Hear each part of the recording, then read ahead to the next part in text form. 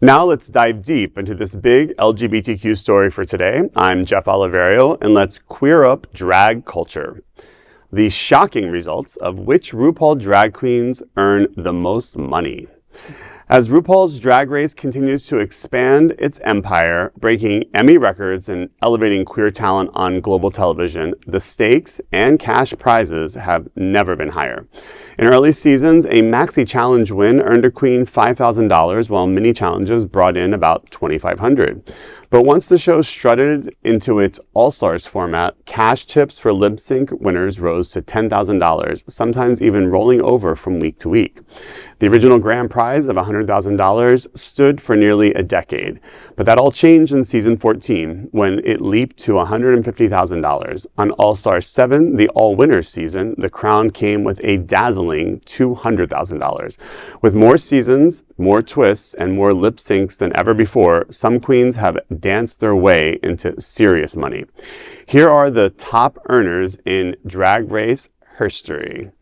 We start the list with queens who earned over $100,000. At number 15 is Monet Exchange, followed by Simone and Jada Essence Hall.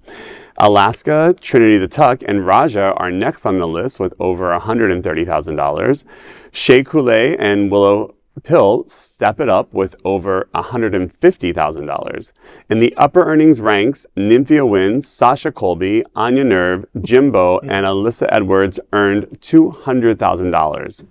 Who are the top tier queens? Well, Ginger Minj is just shy of the top spot with over $290,000, and the queen who reigns supreme is none other than Jinx Monsoon with an incredible $332,500 in total earnings. From lip syncs to legacy, these queens prove that charisma, uniqueness, nerve, and talent really do pay. Listen, this is an industry unto itself. It's not just the money that the queens are making. It is the peripheral money that comes from what it does to the local bars that the queens come from. You can look at just here locally, at our house and the turnout that they have on a regular basis, especially when they've had some of their queens on the show. It's a cottage industry, and again, these performers get to go all over the United States and all over the world. It's a format that I don't think anybody would have thought that when this first started that it would have turned into something of this level. And to be the perennial Emmy nominee is like just the icing on the cake, So cash those checks, Mama Ru. Yeah. And a lot of these queens started out with nothing, and now they get to do what they love. They perform, they have fun.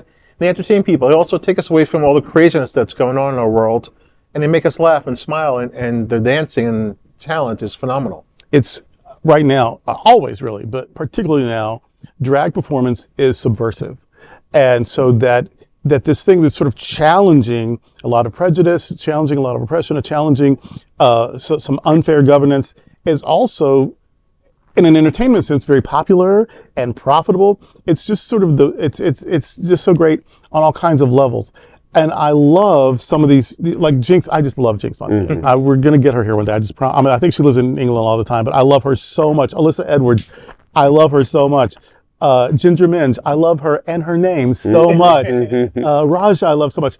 And what's up with Monet? Have you seen Monet lately? Monet has just decided to go completely butch. I'm gobsmacked. I don't know what to do with it. Like, I've admired her as a queen, and now I'm kind of like lusty after them, or I'm like, I don't know what to do. You're chasing the money. Right?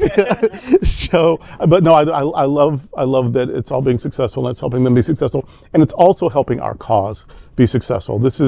I love to see sometimes when subversion goes mainstream, you lose the edge, but I don't think we've lost the edge here yet. No, I mean, just the audience of younger people that are now growing up with having Drag Race on TV, like the younger LGBT, it's on MTV, right. The home of all of the things that teenagers at one time when we were younger, that was, the place. And that's where Drag Race is now the home of. And so it is it is coming to an audience of not just LGBTQ, but straight people that are seeing this. I mean, I've had people tell me all the time, they're like, oh my God, I just saw that, like people who don't watch Drag Race and they watch it and they're like, it's hysterical. I'm like, it's not just because of drag or because it's like, I'm like, the talent on there and the amount of, and the production of it is one of the most unique shows you'll ever see. A few years ago, very few years ago, on a cruise, I was, on the cruise, you have this elevator, and on the elevator was this straight lady in her early 30s singing just out loud to herself, "You're born naked, we're all born naked and the rest is drag." Just singing out loud like it was like a mainstream song. And so yeah, that they've won that culture war anyway. And with the streaming and the podcast and the independent films, I love it for all of them. I hope everyone gets their big break with this. But their talent's like way beyond just performing. I mean, they do their own makeup, they make their own clothes. So yeah, the talent is just so they diverse. work super hard for sure.